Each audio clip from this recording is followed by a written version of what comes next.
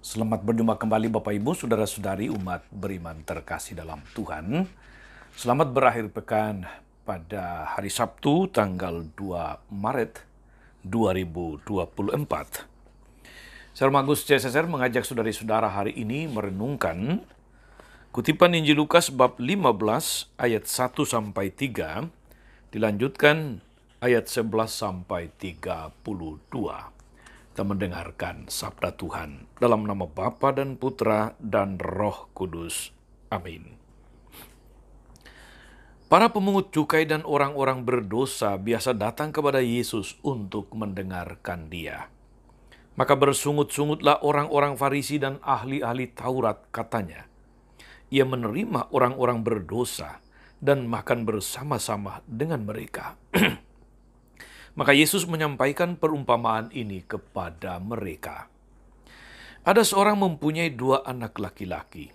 Kata yang bungsu kepada ayahnya, "Bapa, berikanlah kepadaku bagian harta milik kita yang menjadi hakku." Lalu ayahnya membagi-bagikan harta kekayaan itu di antara mereka. Beberapa hari kemudian anak bungsu itu menjual seluruh bagiannya itu lalu pergi ke negeri yang jauh. Di sana dia memboroskan harta miliknya itu dengan hidup berfoya-foya. Setelah dihabiskannya harta miliknya, timbullah bencana kelaparan di negeri itu, dan ia pun mulai melarat.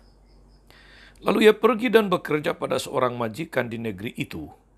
Orang itu menyuruhnya ke ladang untuk menjaga babi. Lalu ia ingin mengisi perutnya dengan ampas yang menjadi makanan babi itu, tapi tidak seorang pun yang memberikannya kepadanya. Lalu dia menyadari keadaannya, katanya, "Betapa banyak orang upahan Bapakku yang berlimpah-limpah makanannya. Tapi aku di sini mati kelaparan. Aku akan bangkit dan pergi kepada Bapakku dan berkata kepadanya, Bapa, aku telah berdosa terhadap sorga dan terhadap Bapa. Aku tidak layak lagi disebut anak Bapa. Jadikanlah aku sebagai salah seorang upahan Bapa." Maka bangkitlah ia dan pergi kepada bapaknya. Ketika ia masih jauh, ayahnya telah melihat dia. Lalu tergeraklah hatinya oleh belas kasihan. Ayah itu berlari mendapatkan dia, lalu merangkul dan menciumi dia. Kata anak itu kepadanya, "Bapa, aku telah berdosa terhadap sorga dan terhadap Bapa. Aku tidak layak lagi disebut anak Bapa." Tapi ayah itu berkata kepada hamba-hambanya, "Lekaslah bawa kemari jubah yang terbaik, dan pakaikanlah kepadanya. Kenakanlah cincin pada jarinya, dan sepatu pada kakinya. Dan ambillah anak lembu tambun itu, sembelilah dia, dan marilah kita makan dan bersuka cita. Sebab anakku ini telah mati dan menjadi hidup kembali.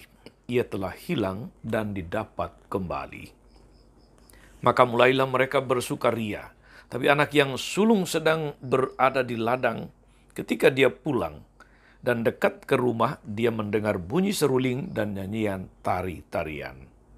Lalu ia memanggil salah seorang hamba yang bertanya kepadanya, "Apa arti semua itu?" Jawab hamba itu, "Adikmu telah kembali dan ayahmu telah menyembelih anak lembu tambun, karena dia mendapatkan kembali anak itu dengan selamat." Maka marahlah anak sulung itu dan ia tidak mau masuk. Lalu ayahnya keluar dan berbicara dengan dia. Tapi dia menjawab ayahnya, katanya, "Telah bertahun-tahun aku melayani Bapa, dan belum pernah aku melanggar perintah Bapa, tapi kepadaku belum pernah Bapa memberikan seekor anak kambing pun untuk bersuka cita dengan sahabat-sahabatku. Tapi baru saja datang anak bapa yang telah memboroskan harta kekayaan bapa bersama dengan pelacur-pelacur, maka bapa menyembelih anak lembu tambun itu untuk dia." Kata ayahnya kepadanya, "Anakku, engkau selalu bersama-sama dengan aku, dan segala kepunyaanku adalah kepunyaanmu. Kita patut bersuka cita dan bergembira, karena adikmu telah mati dan menjadi hidup kembali. Ia telah hilang dan didapat kembali." Demikianlah sabda Tuhan. Bapak Ibu Saudara-saudari umat beriman terkasih dalam Tuhan kita Yesus Kristus. kisah tentang anak yang hilang dan didapat kembali. Disambut dengan penuh sukacita oleh bapaknya adalah kisah yang sangat populer dalam kitab suci. Si bungsu dalam kisah anak-anak yang hilang ini menggunakan haknya sebagai anak untuk mendapatkan warisan yang menjadi bagiannya. Kemudian dia pergi meninggalkan ayahnya, meninggalkan keluarganya untuk mencari petualangan baru di luar.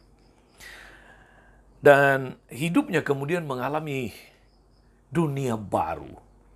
Petualangannya itu dengan memboroskan harta kekayaan sang ayah bersama teman-temannya, menjerumuskan dia ke dalam situasi penderitaan, situasi keterasingan yang hebat. Sadar akan segala kejatuhan dan penderitaannya, dia akhirnya memutuskan untuk kembali ke rumah Bapa.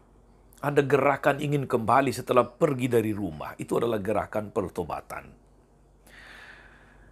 Dia memutuskan untuk kembali ke rumah Bapa, dan di luar dugaannya ternyata bapaknya menyambutnya dengan penuh sukacita, mengenakan pakaian mewah kepadanya, dan mengadakan perjamuan pesta yang besar.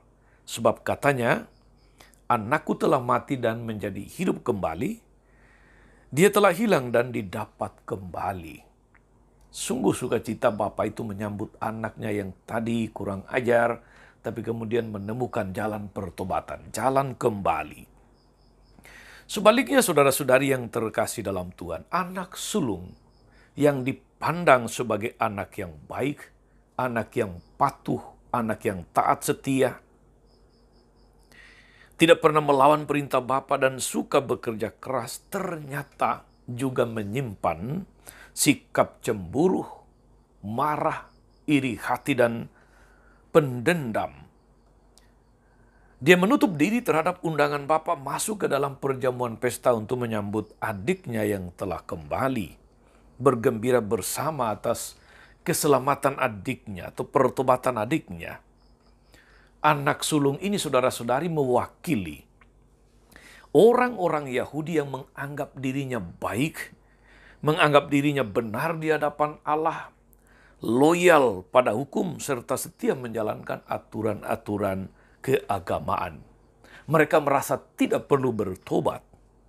Namun, di pihak yang lain mereka cemburu dan marah melihat orang-orang berdosa masuk dalam perjamuan keselamatan.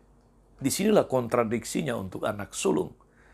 Mereka merasa tidak berdosa, tapi kemudian di pihak yang lain mereka juga cemburu dan marah melihat orang-orang berdosa masuk dalam perjamuan keselamatan.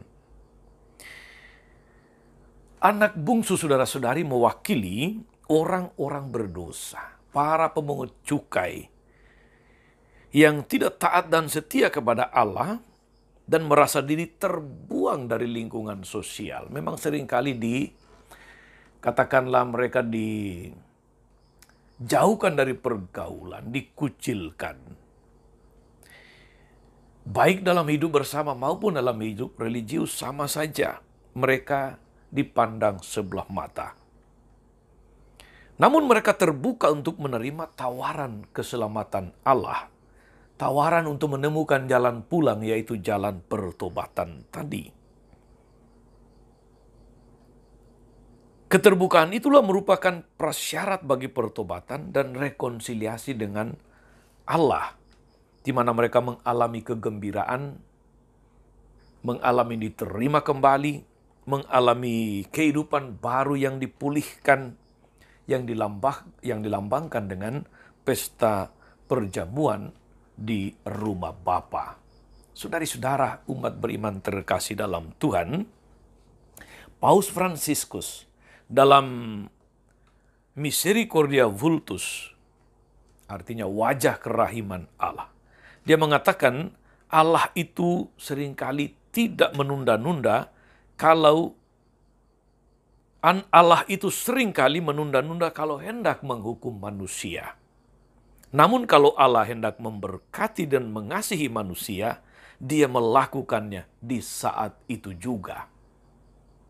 Saudari-saudara, kisah tentang anak hilang yang kemudian bertobat dan kembali disambut Bapa Surgawi, itu melambangkan wajah Allah yang Maha Rahim, wajah Allah yang penuh belas kasih, wajah yang menyambut setiap orang yang kembali kepadanya. Apakah kita menyadari, saudara-saudari, dan sungguh-sungguh mengalami wajah kerahiman Allah, wajah yang tidak pernah kecut kepada kita anak-anak yang dikasihinya, yang sering kali pergi dari rumah Bapa, menghabiskan segala sesuatu dengan sia-sia di luar. Wajah yang selalu mengundang kita untuk bertobat. Wajah yang selalu mengajak kita untuk saling mengampuni. Demikian pula saudara-saudari, kasih Bapa itu tidak pernah sedikit pun berkurang. Oleh karena itu, kita harus berani mengambil jalan pulang. Setelah kita pergi jauh dari Allah Bapa yang Maha Rahim, seraya kita mengaku, Bapa, aku tidak layak lagi disebut sebagai anak Bapa. Saudari-saudara, moga-moga kutipan firman Tuhan hari ini dan renungan yang kita dengarkan boleh meneguhkan kita untuk mengambil jalan pulang. Berbalik dari situasi masa lalu kembali kepada Bapa yang siap menyambut anak-anak yang kembali kepadanya. Percayalah, kegembiraan besar terjadi di sorga karena banyak orang yang meniti jalan pulang kepada Tuhan, yaitu jalan pertobatan. Selamat berakhir pekan. Tetap gembira dan tetaplah menjadi berkat bagi siapapun. Tuhan Yesus memberkati. Amin. Allah Bapa yang penuh kasih, Bapa yang Maha Rahim, terima kasih karena Engkau senantiasa tidak pernah menolak kami kembali untuk datang kepadamu. Namun kamilah yang seringkali tidak mau meniti jalan pulang. Ampuni kami. Semoga wajah kerahiman-Mu yang ditampilkan dalam Injil hari ini menggerakkan, mendorong, meneguhkan kami untuk kembali pulang, karena padamu hanya ada penerimaan dan pemulihan. Engkaulah Tuhan yang penuh kasih sepanjang segala masa. Amin. Saudari-saudara sekalian, berkat Allah turun atas saudara-saudari, atas mereka yang kita doakan atau kita janjikan doa. Mereka yang sakit dan menderita, segala rencana, karya, dan pelayanan hari ini, Bapa, Putra, dan Roh Kudus. Amin. Tetap sehat, teruslah menjadi berkat. Jangan lupa like, subscribe, nyalakan lonceng notifikasinya. Salam 52, Tuhan memberkati.